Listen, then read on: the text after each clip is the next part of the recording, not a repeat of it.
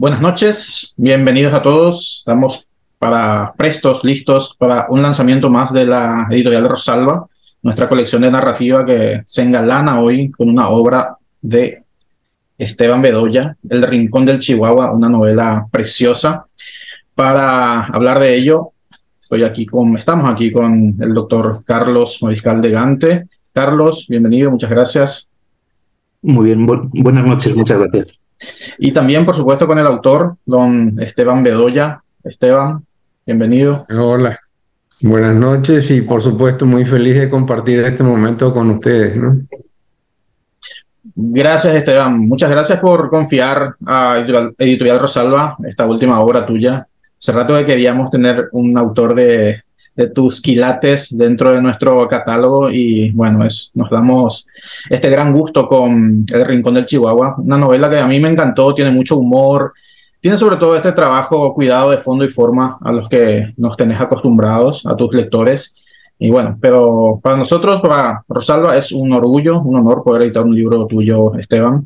Libro del que nos va a hablar el doctor Carlos Mariscal de Gante Centeno. El doctor Carlos es especialista en literatura clásica y latinoamericana. Estudió filología clásica. Es una disciplina en la que también tiene un máster interuniversitario. Además, es doctor en letras clásicas por la UNAM, la famosa Universidad Autónoma de México, donde también se desempeña como docente. Bienvenido, Carlos, y vamos a escucharte hablar de la obra del maestro Esteban Bedoya. Muy bien, bueno, pues muchas gracias, Javier, por la invitación y por la presentación, y también, Esteban, por la confianza, ¿no? Porque, bueno, yo voy a hablar un poco como lector de aquellos aspectos que a mí me han interesado más, ¿no? de esta obra de Esteban, y obviamente pues es una lectura muy personal, ¿no? Digamos que seguro que otros lectores y bueno, Javier y otras personas que lo hayan leído seguro destacarían a lo mejor otros aspectos, ¿no? Pero bueno, yo voy a hablar de lo que a mí más me interesó, y nuevamente también quiero agradecer a Esteban la confianza que tuvo, ¿no? De enviarme la obra, la novela, ¿no? Novela corta, como le quieran llamar, porque ha sido muy interesante también ir viendo cómo se iba desenvolviendo la propia obra y conversarla con él y este tipo de cosas, y por supuesto estar hoy contigo, Javier, y con las personas interesadas en este texto, ¿no? Bueno, yo, digamos, a lo mejor es por una deformación ya como profesor, tengo 6 o 7 puntos generales digamos, de las razones por las cuales a mí me ha gustado la obra y por la cual recomiendo su lectura a las personas que tengan a bien escucharnos, ¿no? En primer lugar, bueno, pues yo ya había leído algunos otros trabajos de Esteban, y bueno, pues como tú dices, esta ironía, pues muchas veces en los diálogos, ¿no? La narración ágil también, es algo que, bueno, es un poco la marca de la casa, digamos, y esta novela creo que lo mantiene, digamos. Es una obra que tiene una acción y una trama urdida de una forma que mantiene al lector interesado en lo que está sucediendo, ¿no? Yo creo que en una conversación también con Esteban le dije, bueno, es que es esto que se llama pomposamente una Bildungsroman, ¿no? En alemán es una novela de formación, ¿no? De la formación de un chico, ¿no? De un joven, en varios ámbitos, en un ámbito espiritual, en un ámbito afectivo-sexual, digámoslo así, ¿no? Y bueno, no sé si, digamos, Leo se termina de formar del todo o justamente es ese carácter aventurero, ¿no? Y un poco desafiante que tiene el personaje, lo que también le hace muy, bueno, yo creo muy simpático y muy atractivo para el lector, ¿no? Y justamente también este es un segundo punto que quería tocar, ¿no? Estos juegos de escenarios, ¿no? Los cambios que hay entre los distintos capítulos, los lugares en los que se desarrolla la acción, ¿no? Y son lugares, además, que a mí particularmente me interesan mucho y me son muy queridos, ¿no? Espero no hacer, como dicen ahora, spoiler de la obra, pero sí voy a tocar algunos puntos inevitablemente que están a lo mejor un poquito más avanzada la novela. No voy a desvelar nada que no se deba desvelar y justamente por eso es interesante leerla, pero en fin, es una obra en la que pues encontramos lugares, ¿no? que el autor conoce y que, bueno, en mi caso también muchos de ellos, pero otros no, como son Buenos Aires, ¿no? Como es la Ciudad de México, como es también en cierta forma Israel y todo lo que es el este de Europa, ¿no? Y toda la tradición judía de exiliados, los pogroms, en fin, son lugares que no están a lo mejor no son ambientes, pero están, digamos, en el imaginario de los personajes y de las conversaciones. Es una obra que obviamente es una obra no solo por cronología, sino creo que también por El estilo de Esteban es una obra que forma parte de la literatura contemporánea. Entonces vamos a encontrar muchos juegos metaliterarios, vamos a encontrar digamos, el lector tampoco es, creo que Esteban tampoco es tan complaciente con el lector, en el sentido de que juega un poco con lo que tú esperas, con lo que tú tienes en mente, ese tipo de cosas. A mí particularmente me encanta, ¿no? De la literatura contemporánea en español, pero digamos, y me gusta reconocerlo también, ¿no? En escritores que están también creando una obra en este momento, y entonces como que te engañe un poco y que juegue un poco con tus expectativas, ¿no? Y con tus presunciones, ¿no? Lo que tú presupones acerca de lo que puede estar sucediendo, me parece algo interesantísimo. También a lo mejor, pues eso, como profesor o como, bueno, yo me dedico profesionalmente a estudiar algo que es una cosa muy rara, que es la relación entre los autores griegos y romanos en la literatura contemporánea latinoamericana, ¿no? Entonces, me gusta mucho encontrar estas referencias de lo que se llama el culturalismo, ¿no? Que pues por ahí hay una cita, ¿no? Pues hablábamos antes de Borges, de Rulfo, ¿no? También de la tradición judeo-argentina, ¿no? Que está también presente en esta obra. El autor cita en algunos pasajes también algunas obras importantes, ¿no? No sé si al final de mi intervención me gustaría, si les parece bien, leer el inicio de la obra, que me encanta, ¿no? Y que ya desde el principio Esteban me enganchó con esto. Y un poco también el ambiente contemporáneo, ¿no? Sea en México, cuando él vino a México, y las resonancias que todo esto tiene, ¿no? Pero sobre todo también está muy ambiente, creo, el ambiente de la Argentina de los años 20, de los años 30, de los años 40, ¿no? Pues el protagonista, por ejemplo, por ahí un momento se va, dice Esteban, a oler, ¿no? Los libros en la librería Losada, por ejemplo, ¿no? Que ha sido tan importante como editorial y como casa también de venta de libros ahí en Buenos Aires. Este tipo de cosas a mí, repito, como lector y a alguien interesado también en la cultura de esta época, creo que le puede interesar mucho, ¿no? En fin, también otra cosa importante es la historia contemporánea, ¿no? Que repito, es el trasfondo, no es una novela histórica, no sé si me van a corregir ustedes, pero creo que no tiene esa voluntad, pero la historia contemporánea está, digamos, como un telón muy claro, y creo que más muy deliberado también por la propia biografía de Esteban, ¿no? Estoy hablando pues de la dictadura en Argentina, estoy hablando de los desaparecidos, estoy hablando de Perón, ¿no? También en cierta forma.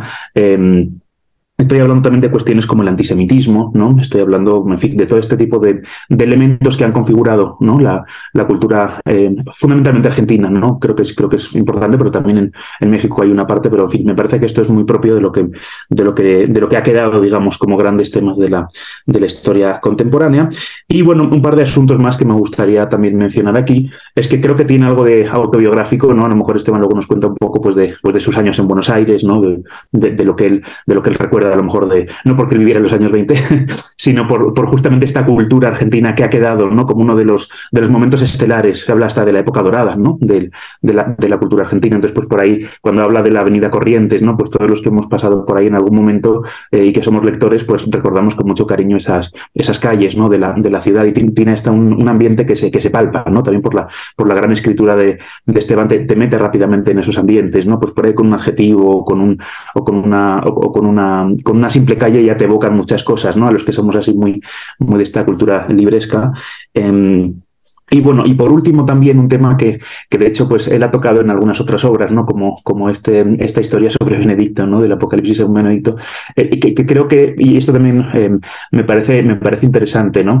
Que es, sin ser una obra teológica, obviamente, pero sí creo que la relación a lo mejor de las últimas décadas del siglo XX e inicios del XXI, pues con lo que significa Dios, ¿no? La providencia, el destino, este tipo de grandes temas, creo que también está ahí, ¿no? En la propia actitud del protagonista con su contexto, en las propias decisiones que el protagonista toma. Siempre hay algún elemento medio burlesco, medio irónico, pero que en el fondo también hay algo del destino aquí. No sé si ustedes les concuerdan conmigo, ¿no? En la propia historia, en cómo está configurada, en cómo Esteban nos la cuenta también, ¿no? Hay un juego con lo que pues uno está llamado a ser, con la creencia en algo más, ¿no? Si es que existe ese algo más y qué es y cómo actúa en nuestras vidas. Es algo que a mí me ha gustado especialmente de la obra, ¿no? Entonces creo que todos estos elementos, pues, en fin, espero no haber sido muy pesado ni muy prolijo, son los que a mí me han llamado más la atención y me han gustado, ¿no? Como coincido perfectamente con Javier, es una obra deliciosa, la verdad, es una obra que sugiere que sugiere muchísimas cosas, realmente toca muchos temas, tanto en el plano de lo personal, de lo afectivo, de las propias aventuras del protagonista, como repito, de todo este trasfondo intelectual, ¿no? De un autor como Esteban, que está siempre, digamos, hablándote de muchas cosas a la vez, ¿no? De lo que le está pasando al protagonista, pero también del lugar, también de sus deseos, ¿no?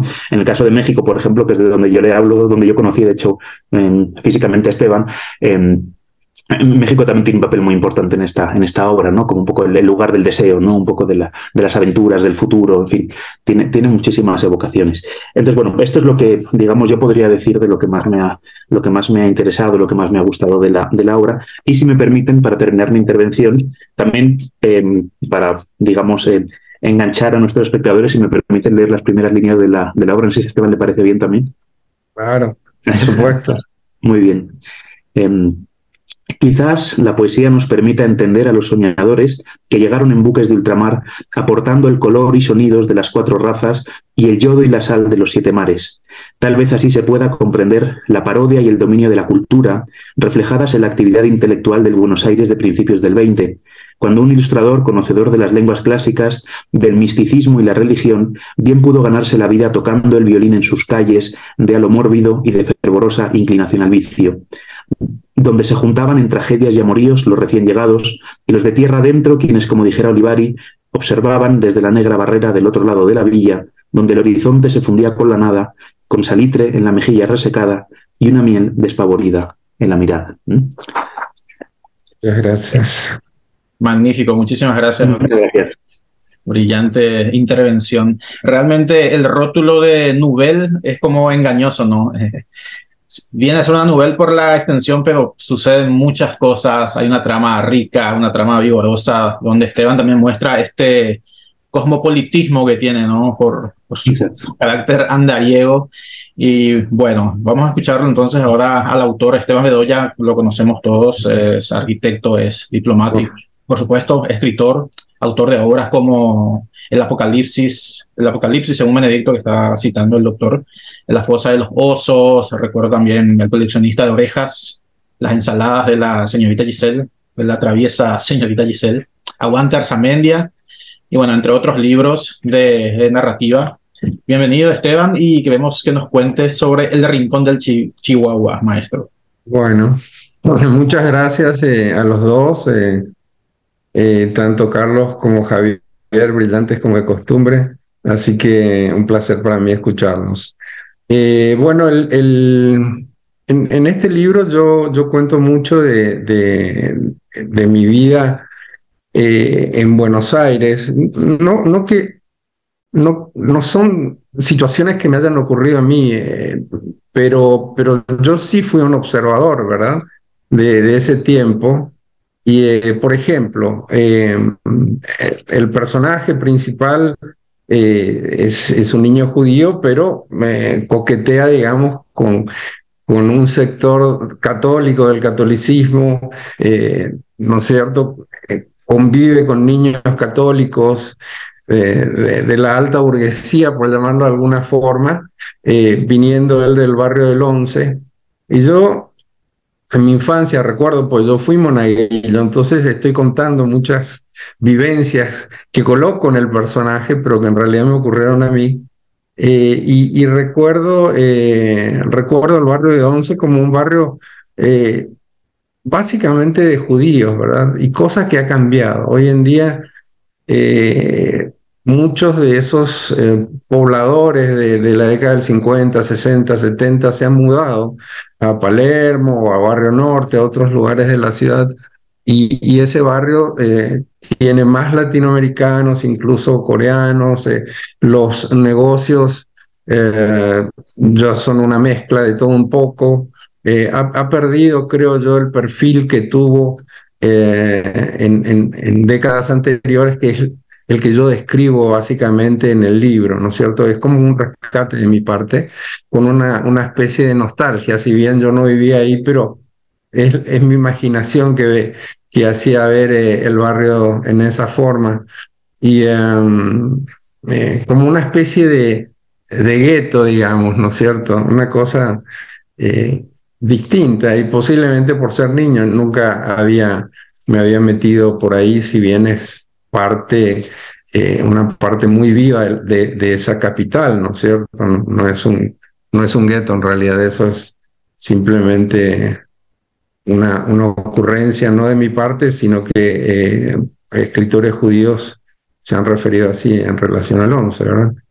Pero entonces, bueno, yo comencé a escribir esta historia desde México con una anécdota que sí me ocurrió, pero que daba para un cuento de no más de 5 páginas, ¿no es cierto?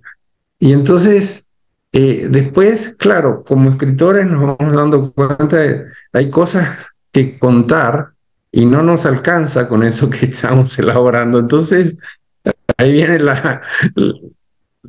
un montón de imágenes y bueno, inspiraciones que nos van llevando sin demasiado control a una historia hasta que se arma esa estructura muy básica y después entonces podemos ya definir a ver hacia dónde nos dirigimos. Eh, yo no soy como por ejemplo Murakami, creo que él dice que se sienta, escribe y no sabe hacia dónde va, ¿no es cierto? En mi caso, eh, soy un poco más conservador, trato de, de resolver la idea, la historia y después ir desarrollándola, ¿no es cierto? Eh, pero acá básicamente lo que hago es contar con un tono medio nostálgico el Buenos Aires que ya desapareció, porque yo he vuelto bastante seguido y la zona en la que vivía, en el barrio norte, ya es una zona muy comercial, con muchísimos vehículos, es negocios por todos lados, ya perdió ese carácter de barrio que tuvo en una época. Incluso yo vivía en lo que fue la 9 de julio, en una calle, en la calle Arroyo, que fue derribada por la avenida, ¿no es cierto? Entonces todos esas manzanas de edificios se derrumbaron. Entonces, bueno, estoy contando un poco el Buenos Aires de aquel entonces, ¿verdad? De la década del 70, y es una cuestión un poco nostálgica, ¿no? Y por otro lado, México me impactó, creo que tiene una cultura que conmueve, y bueno, en un año y medio que estuve viviendo en México, realmente aprendí un poco de lo que es ese país y quedé muy impactado. Y entonces, bueno, sí o sí tenía que meter a mi personaje en México para contar algunas cuestiones que a mí me interesaron y bueno, que lo hago a través de este joven, ¿no es cierto? Y así que bueno, básicamente es esa la historia. No voy a contar el argumento porque lo quiero dejar para el lector curioso, pero sí, me moví a partir de recuerdos. Eh, Hay un montón de pasajes, anécdotas que yo no viví, que yo no viví en mi vida, es bastante más aburrida que la de Leo, el personaje. Pero con la fantasía uno puede darse el gusto de vivir ciertas cosas que jamás vivió y que jamás va a vivir. Entonces, bueno, creo que más o menos lo conseguí. Así que, en fin, eso es lo que puedo decir. Magnífico, Esteban. Sí, yo creo que hay siempre un sesgo autobiográfico en toda ficción, ¿no? Capitalizamos Sí, vivencias propias y también ajenas. Y viste que ahí, bueno, vieron que el auge de la autoficción ahora, ¿no? Está tan de moda. Y sí, yo creo también que cambió Buenos Aires. Llegué a conocerla, no por supuesto en esa época, pero la conocí hace varias décadas. Cambió Buenos Aires, pero también nosotros, los de entonces, ya no somos los mismos, como dice el poema de Neruda. Y hablando de Buenos Aires, Esteban, ¿hay alguna conexión con el Aleph de Borges, ese Aleph de la calle Garay que tan celosamente custodiaba ese individuo rosado, como dice el cuento de Borges, por Carlos Argentino Daneri? ¿Puedes contarnos algo de esa sí, relación intertextual? sí. Bueno, eh, yo conocí a alguna gente que había nacido más o menos en la misma época que nació Borges y que pertenecían al mismo grupo social. gente del teatro, que hacía teatro, o gente relacionada con la literatura, y conocí un poco el estilo de vida de ellos. Entonces, es también un pequeño homenaje a través de Borges, a esta gente que me impactó. Y por ejemplo, pego un salto, ¿no? Pues me estoy y volviendo a Borges. Cuando yo era chico, que solía ser un niño muy vago, salía a caminar y recorrer la ciudad, estoy hablando cuando tenía 9 años, ¿verdad? Me acuerdo que me encantaba un edificio que quedaba en la calle México, no lejos de mi casa, y que, bueno, me enteré que era la Biblioteca Nacional, y yo entraba a la Biblioteca Nacional y me sentaba en sus bancos y pediría algún libro seguramente, y llamaría la atención que un niño de 9 años fuese a la Biblioteca Nacional a leer algo. Y recuerdo sus lámparas verdes, esos cristales verdes, esas pantallas, y el gran espacio, ¿no?, central me impresionaba. Y bueno, no tenía ni idea de Borges en ese entonces, ni que Borges había sido director, no sé si en ese entonces sería o no. Pero volví años más tarde, porque tengo un amigo que fue compañero de colegio, que ahora es director de la Secretaría de Cultura, y tienen su sede justo al lado de ese viejo edificio. Y me llevó a mostrar ese espacio, que era la biblioteca, y que hoy en día estaba completamente vacío. Era un espacio completamente vacío, como fantasmal, ¿no es cierto? Entonces, todo me acerca un poco a Borges. Todo me acerca. Aparte de que me encanta y que lo fui descubriendo en realidad con el paso de los años, siendo más grande, porque en el colegio nos leían algunos cuentos de Borges, pero bueno, que eso, yo no los valoraba tanto, pero con el paso de los años uno aprende a valorarlos, ¿verdad? Un viejo tanguero también me decía en Buenos Aires que el tango te sabe esperar, ¿no es cierto? Que cuando uno es muy joven no te gusta, pero el tango tiene paciencia y te espera. A mí me sucedió eso con la literatura de Borges. Siendo más grande pude valorarlo realmente.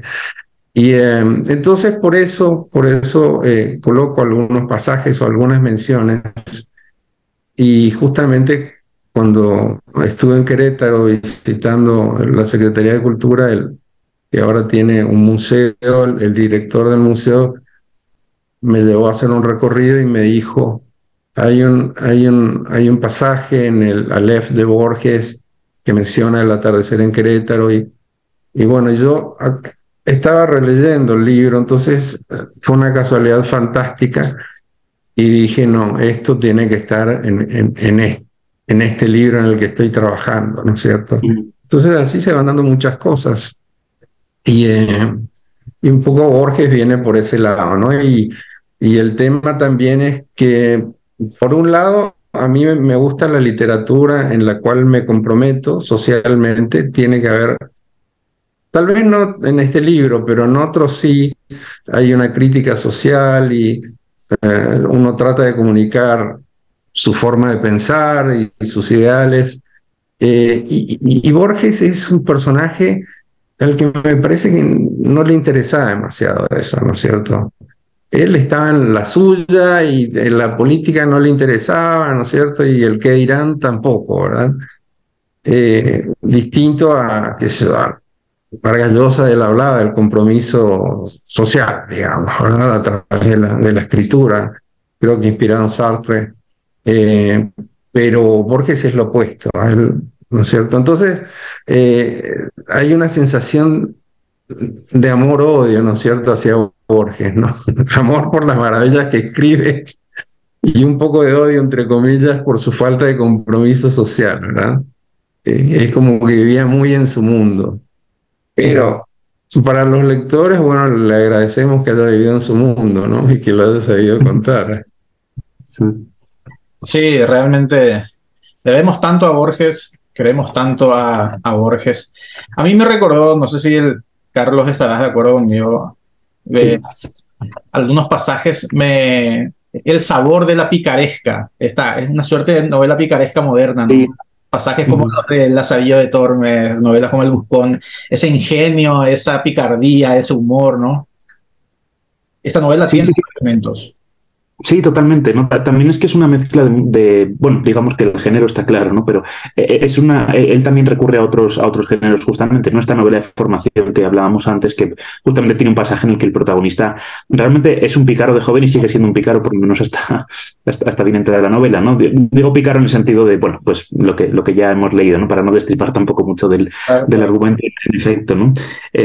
Así que sí, claro, es otra de las cosas que un poco liga también toda la narración, ¿no? Esta cuestión de la picaresca, ¿no? Y también otra cosa bueno, que yo creo que hemos mencionado los dos, pero que me gustaría resaltar también, que es toda la escritura irónica, ¿no? De Esteban también, ¿no? Digo, tengo aquí, por ejemplo, un momento, ¿no? Al principio cuando nace Leo, ¿no? Que dice el niño es hermoso como la libertad, ¿no? Que en esta familia anarquista y todo tiene un poco como esa sonrisa que le deja a uno, ¿no? O bueno, algo menos que te deja una sonrisa menor, pero justamente también a propósito de lo que decían de Borges, ¿no? Que también hay un personaje, creo que recuerda justamente esta relación o estos elogios de Borges a Pinochet, ¿no? Que recoge un premio con él y todo. Entonces, está también esa parte un poco oscura, pero justamente esto también es una cosa que justamente que me gusta de la narración, es que tampoco el autor, ¿no? y la historia te quiere enseñar, ¿no? O te quiere adoctrinar o te quiere, digamos, dar un discurso sobre cosas, sino que está insinuado, ¿no? Hay muchos temas que están evocados en la obra, pero la narración justamente no se detiene, ¿no? Y no se vuelve en ningún momento, digamos, pues eso, un discurso, ¿no? O un ensayo o nada de esto, que hay veces que hay autores que justamente caen en esto, ¿no? Y que hace pesado la lectura. Sin embargo, en este caso hay muchas evocaciones y muchos temas que están tocando. Y aunque decía Esteban, ¿no? Que no es una obra, digamos, política o ideológicamente comprometida en principio, pero sí está de trasfondo, ¿no? Por ejemplo, la cuestión de la dictadura, ¿no? Que está al inicio, que está en el medio y que está al final, y los desaparecidos también, ¿no? La violencia política, en fin, todo eso creo que también está ahí, y por eso también es uno de los planos que tiene, y bueno, creo que también de lo que hace interesante la lectura, ¿no? Que está moviéndose siempre entre la historia individual del protagonista en un contexto mucho más amplio, ¿no? Y donde hay muchas otras evocaciones. También, en cierta forma, los migrantes en México, ¿no? También está toda esta cuestión de la migración, incluso de la seguridad, ¿no? En cierta forma, en fin. Hay muchos... sin ser una novela de tesis, creo yo, ni de ideas especialmente, ¿no? Que, sin embargo, sí hay muchos temas, bueno, de la historia contemporánea y también de la actualidad, creo que evocados o mencionados, ¿no? Aunque sean en el trasfondo de la historia. Sí, realmente El Rincón del Chihuahua es una novela muy disfrutable, otro trabajo magnífico de Esteban Bedoya, que va agregando joyas a su bibliografía en cada publicación. Bien, creo que podemos dar por concluida esta presentación. Muchísimas gracias, doctor. Muchísimas gracias, Esteban. Y bueno, queda para los lectores El Rincón del Chihuahua. Será hasta una próxima ocasión. Muchas gracias. Estupendo, muchas gracias. Y que disfruten la obra. Gracias, Carlos, gracias, Javier.